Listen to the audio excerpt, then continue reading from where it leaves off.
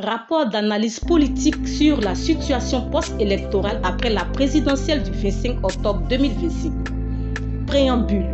L'élection présidentielle du 25 octobre 2025 s'est tenue dans un contexte caractérisé par une crise de légitimité qui s'est imposée dès l'amont du scrutin et s'est aggravée en violence institutionnelle à mesure que s'enchaînaient les opérations de vote.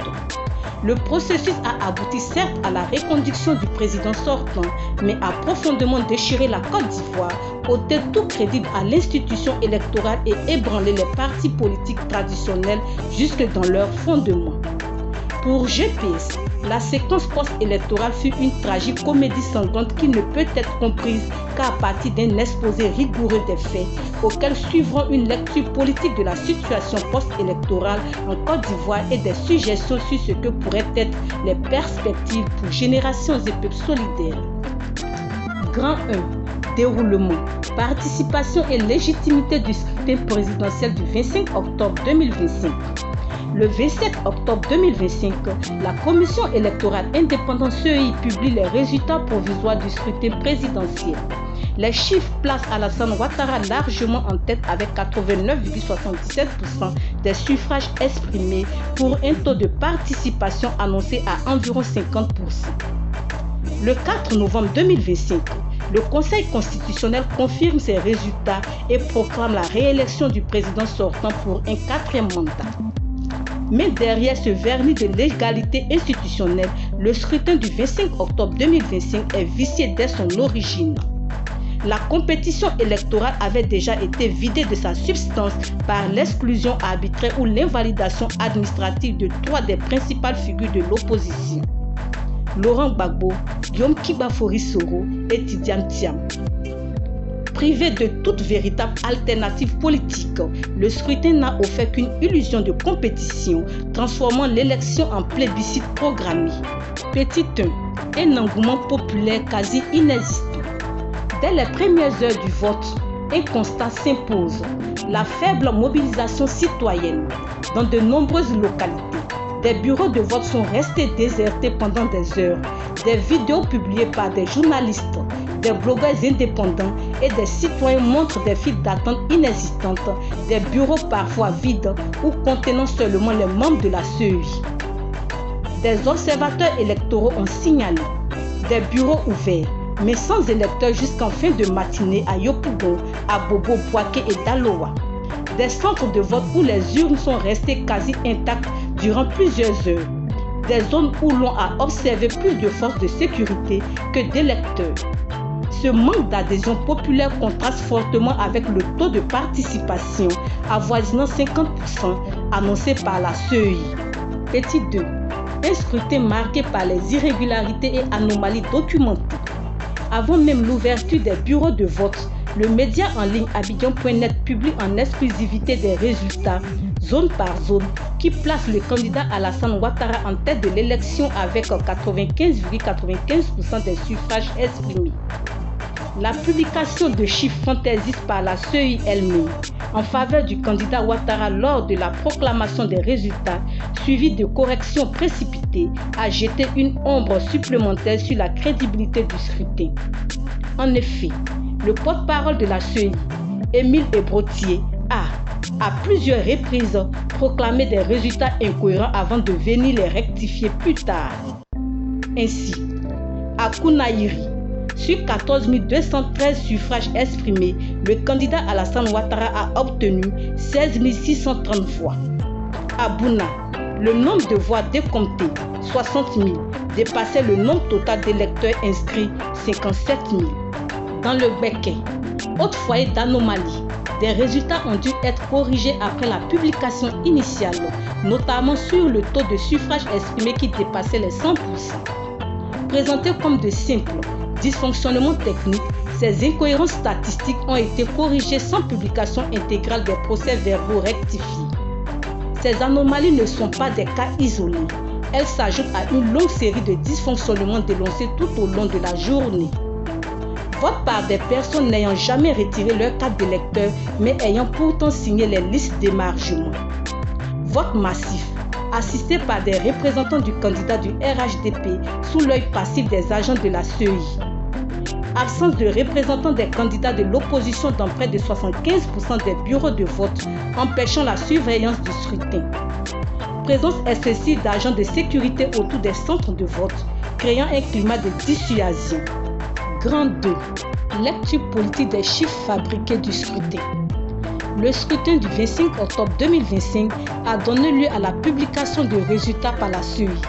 Les chiffres publiés indiquent une disparité vertigineuse entre, d'un côté, un Nord présenté comme massivement mobilisé en faveur d'Alassane Ouattara et de l'autre, un reste du territoire plongé dans une abstention d'une ampleur inédite, parfois proche du vide électoral. Mais il importe d'emblée de le préciser. Ces chiffres ne peuvent en aucun cas être considérés comme le reflet du vote réel des Ivoiriens. Petit 1. Pourquoi les chiffres de la CEI ne sont pas exploitables comme données électorales? La CEI, entièrement contrôlée par le pouvoir, n'est plus un organe indépendant mais une courroie de transmission du régime RHDP. Les mécanismes de falsification sont connus. Dans les bureaux sans représentants de l'opposition, les urnes ont été massivement bourrées. Près de 95% du personnel opérationnel de la CEI est composé de relais du RHDP. Les résultats au plan national ont été gonflés artificiellement, notamment les taux de participation, afin de présenter à l'étranger une façade de légitimité démocratique. Dès lors, il est méthodologiquement et scientifiquement impossible de tirer des conclusions politiques ou sociologiques sérieuses d'une base de données trafiquée. Petit 2. Ce que ces chiffres permettent réellement de comprendre. Si ces chiffres ne reflètent pas la volonté du peuple ivoirien, ils reflètent en revanche la volonté de celui qui les a fabriqués. Ces résultats truqués constituent un discours politique en eux-mêmes, un message indirect, une projection idéologique. Ils révèlent, malgré eux, le projet de pouvoir d'Alassane Ouattara, son imaginaire politique, sa stratégie et son rapport à la nation. Petit 3. Lire les chiffres falsifiés, c'est lire la psychologie politique du régime. En analysant cette mise en scène statistique, plusieurs éléments apparaissent clairement. A. La volonté d'imposer une Côte d'Ivoire fracturée. Les chiffres mettent en scène un pays coupé en deux. Un Nord unanimement acquis à Ouattara avec des taux extravagants supérieurs à 90%.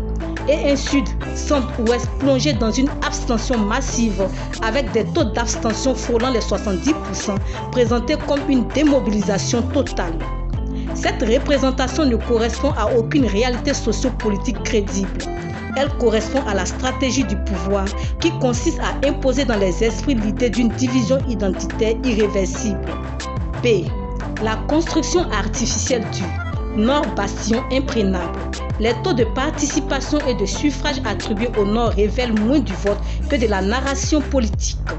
Ouattara cherche à se présenter comme le leader exclusif des populations du Nord, ériger ce bloc régional comme son socle de légitimité inattaquable et opposer cette mobilisation fictive à la prétendue démobilisation du reste du pays.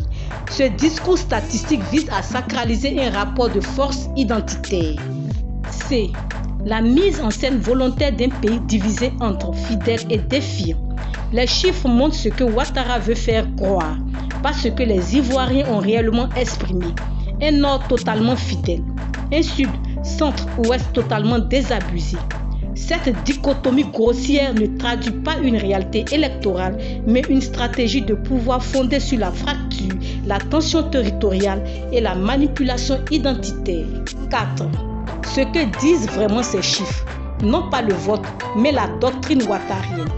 L'on ne doit donc pas analyser ces données comme des résultats électoraux, mais comme une mise en scène du régime. Ces chiffres ne disent pas comment les Ivoiriens ont voté, mais disent plutôt comment Ouattara veut que le pays soit perçu. Construisent une géographie politique fictive destinée à légitimer son pouvoir. Servent de support à une stratégie ancienne, régner en entretenant la division territoriale et identitaire. C'est en cela que ces résultats, bien que faux, sont révélateurs. Ils dévoilent la matrice idéologique du régime. Ils montrent le besoin du pouvoir de fragmenter la nation pour survivre politiquement. Ils révèlent la peur d'un pays uni qui remettrait en cause son autorité. Conclusion. Il ne s'agit pas d'un vote, mais d'un message politique. En définitive, ces chiffres fabriqués n'ont aucune valeur scientifique ni électorale, mais leur portée politique, elle, est considérable. Ils agissent comme le miroir du subconscient du régime Ouattara. Ils révèlent sa stratégie, exposent sa manière d'appréhender le rapport de force nationale et montrent une conception du pouvoir fondée sur la fracture, l'opposition des territoires et la manipulation des appartenances. Grand 3. Climat politique et sécuritaire post-électoral. L'après 25 octobre 2025 n'a pas ouvert une phase d'apaisement comme le promettaient les autorités. Bien au contraire, les semaines suivant le scrutin ont plongé la Côte d'Ivoire dans un climat de crispation politique, de répression systématique et de militarisation généralisée de l'espace public. Alors que le pouvoir célébrait une victoire sans surprise, la population, elle, vivait au rythme des arrestations, des violences, des intimidations et des restrictions inédites des libertés publiques. Petit 1. Manifestations interdites, opposition bâillonnée, la rue confisquée. Dès les premiers jours post-scrutin, toute tentative pacifique de contestation a été systématiquement étouffée. Les marches d'opposition prévues à Abidjan d'abord les 4 et 11 octobre, puis le 8 novembre pour contester le 4e mandat ont été interdites par la préfecture d'Abidjan au motif de préservation de l'ordre public. Les rassemblements prévus à Bouaké, Daloa et Man ont été dispersés avec une rapidité et une fermeté disproportionnées.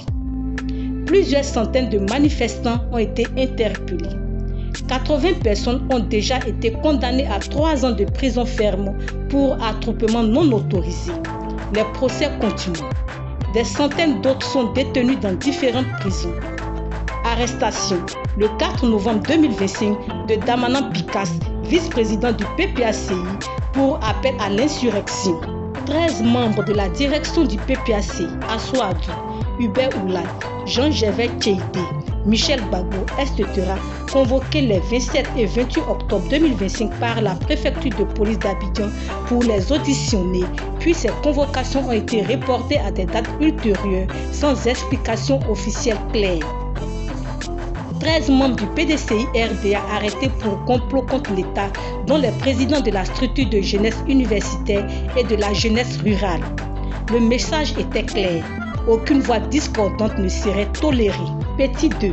Une crise post-électorale violente, prévisible. Alors même que les autorités affirmaient que le scrutin s'était déroulé dans le calme, de nombreux incidents violents éclataient dans plusieurs régions du pays, révélant l'ampleur de la colère citoyenne et la fragilité du dispositif sécuritaire. Les localités où le scrutin a été perturbé ou annulé. Dans plusieurs localités, des destructions de matériel électoral, des bureaux incendiés, des affrontements intercommunautaires, des blocages de routes ont été signalés. Parmi les localités touchées, on peut citer Zagueta, Biegon, Dianoufla, Tofla, Bounantinfla et Banofla, Mama, Osrou, Vieux-Badin, Yassap, Goya, Zibiayo, Dediafla, Goudouko, Bapekou, Zapata, Agbaou, Songon, Nonkouakon, Gebo 2, Gabo, Daloa, Boafle, Tumodi, Yamsokroyo, Pougon, Kokodi, etc. L'épicentre des violences, Nayou, Osassandra. La localité de Nayou, sous-préfecture de Sayoua, département d'Issia, a été le théâtre d'un épisode particulièrement tragique. 4 morts, dont une personne brûlée vive. 19 blessés, dont une femme enceinte ayant perdu son enfant.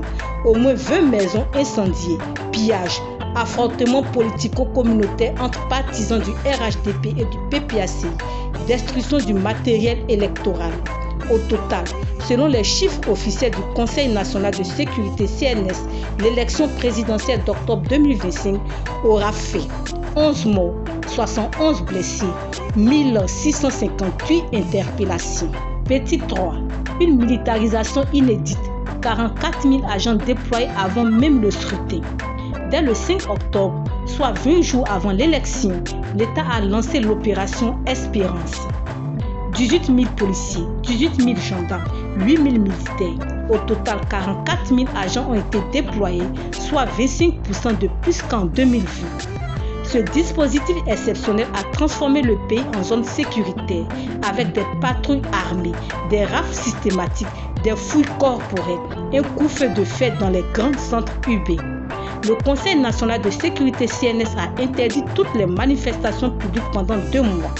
À Yamoussoukro, un couvre-feu a même été imposé les 24 et 25 octobre de 22h à 6h, montrant le niveau de fébrilité du pouvoir à l'approche du vote.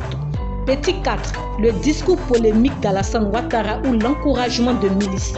Le 23 octobre 2025, lors de son meeting de clôture au plateau, le président candidat a tenu des propos lourds de conséquences.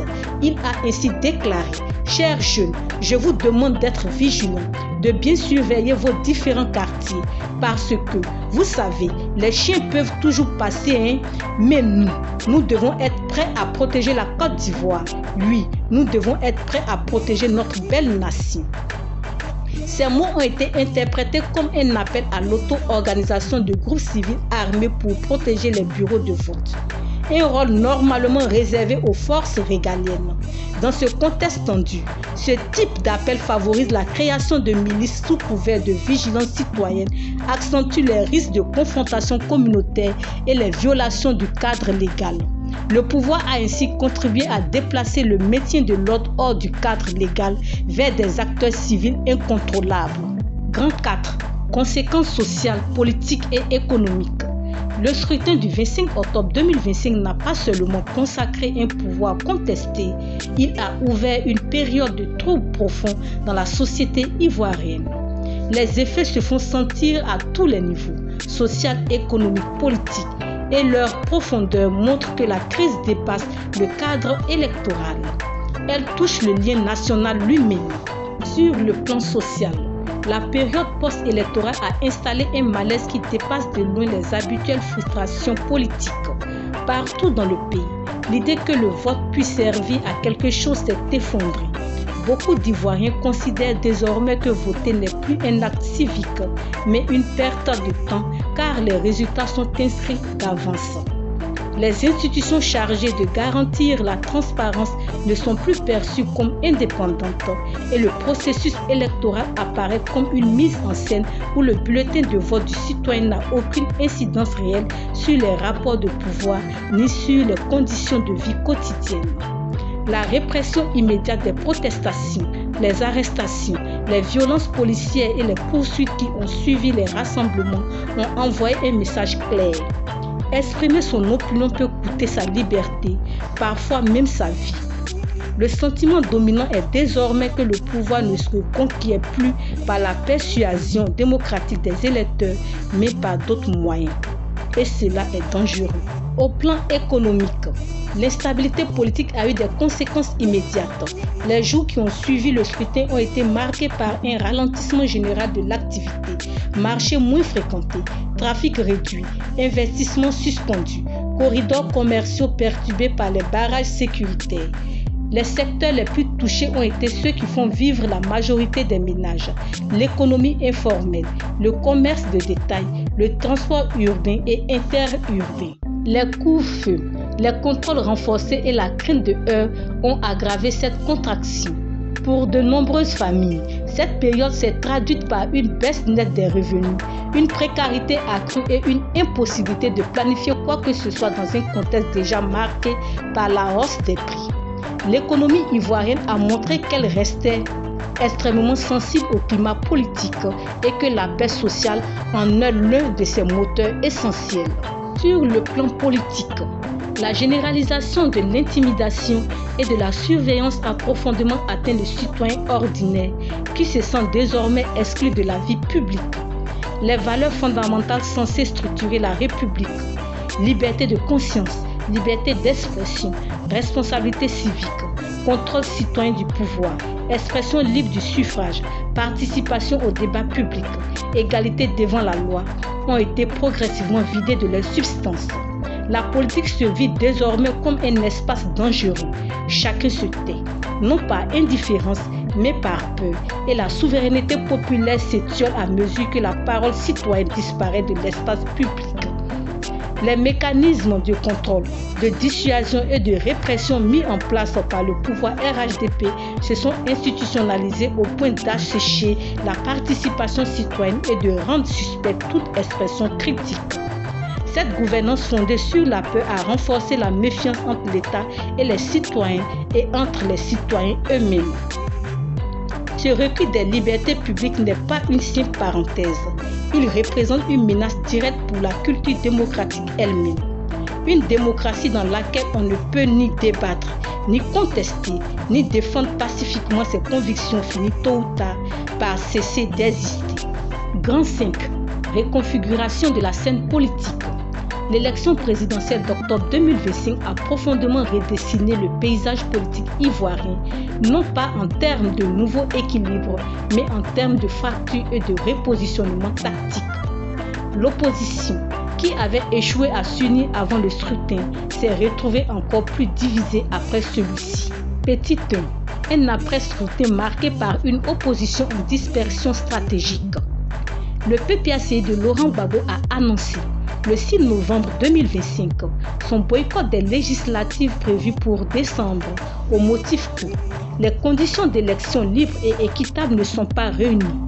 Ce choix, cohérent avec la dénonciation d'un cadre verrouillé, isole toutefois ce parti du jeu institutionnel et l'expose à une marginalisation parlementaire qui pourrait peser durablement sur sa capacité d'influence.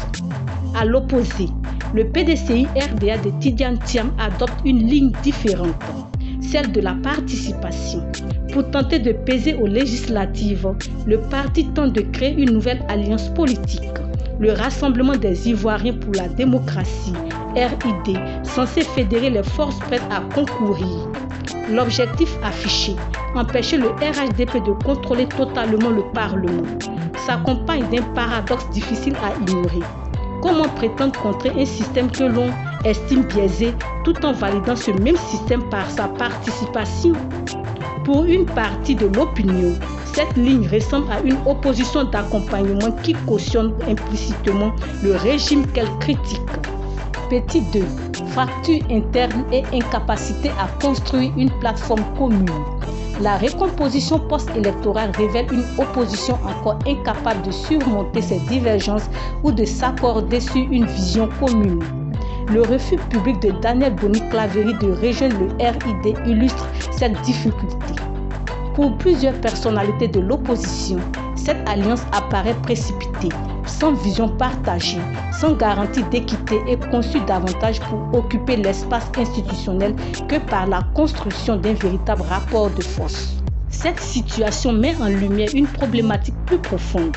L'opposition ivoirienne ne parvient ni à harmoniser ses stratégies, ni à dépasser les rivalités d'appareil ou d'ego, ni à construire la cohérence indispensable pour apparaître comme une alternative solide. Cette fragmentation persistante, accentuée à chaque rendez-vous électoral, empêche l'émergence d'un leadership commun et brouille la lisibilité de son projet politique. À terme, cette incapacité à s'unir fragilise non seulement l'opposition elle-même, mais aussi la qualité du débat démocratique. À cela s'ajoute l'ambiguïté persistante du COJEP de Charles Blé Goudé et du MGC de Simone Gbagbo, oscillant entre dénonciation du régime et participation opportuniste. Dans un contexte où l'opposition aurait besoin de cohérence, de constance et de discipline stratégique, ces ambiguïtés renforcent l'impression d'un espace politique éclaté où chacun joue sa partition sans vision d'ensemble. Petit 3. Une opposition désarticulée face à un pouvoir en ordre de bataille.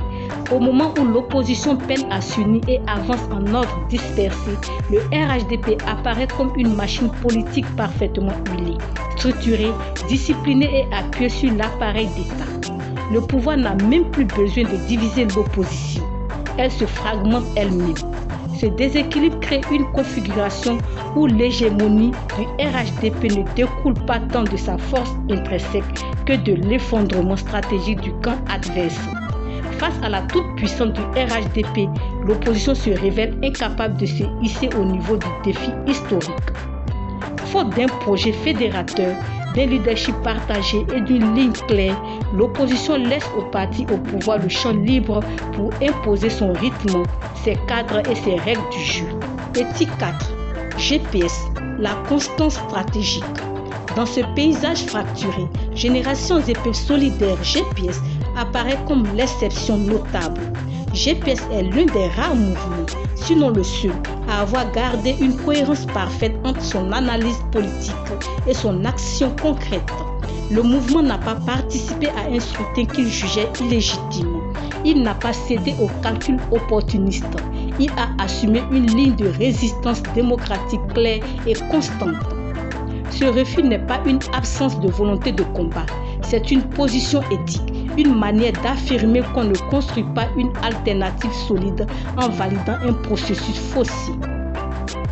Dans un environnement politique marqué par la précipitation, les alliances circonstancielles et les contradictions internes, cette constance offre à GPS une singularité. Celle d'un mouvement dont la parole est prévisible parce qu'elle repose sur des principes et dont la stratégie inspire confiance parce qu'elle ne varie pas au gré des opportunités. Grand 6. Synthèse et perspectives stratégiques.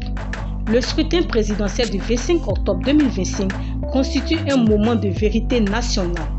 Il a mis à nu les fractures majeures de la Côte d'Ivoire contemporaine, politique, territoriale et morale, révélant un pays qui ne sort ni apaisé ni stabilisé du processus électoral.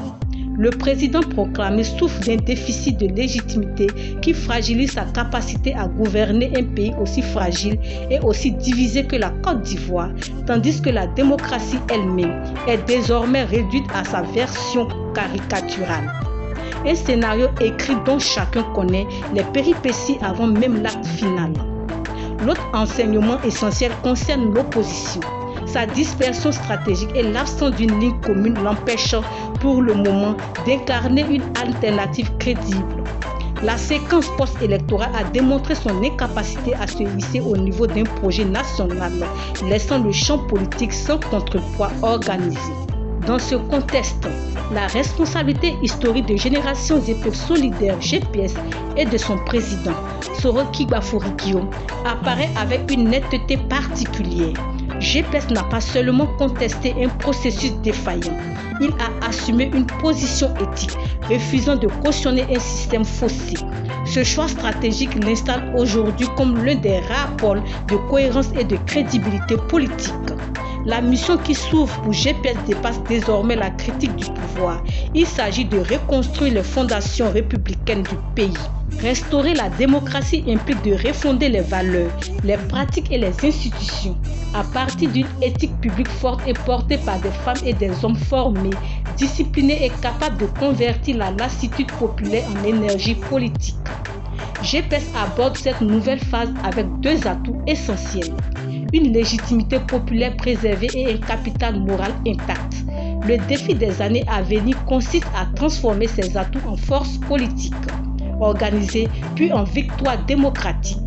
L'avenir de la Côte d'Ivoire se jouera autour de la reconstruction de la confiance, de la vérité et de la responsabilité. Et GPS peut devenir l'architecte de cette nouvelle république de confiance attendue par de nombreux Ivoiriens. Fait, le lundi 17 novembre 2025, le cadre restreint de Générations et Peuples Solidaires, GPS,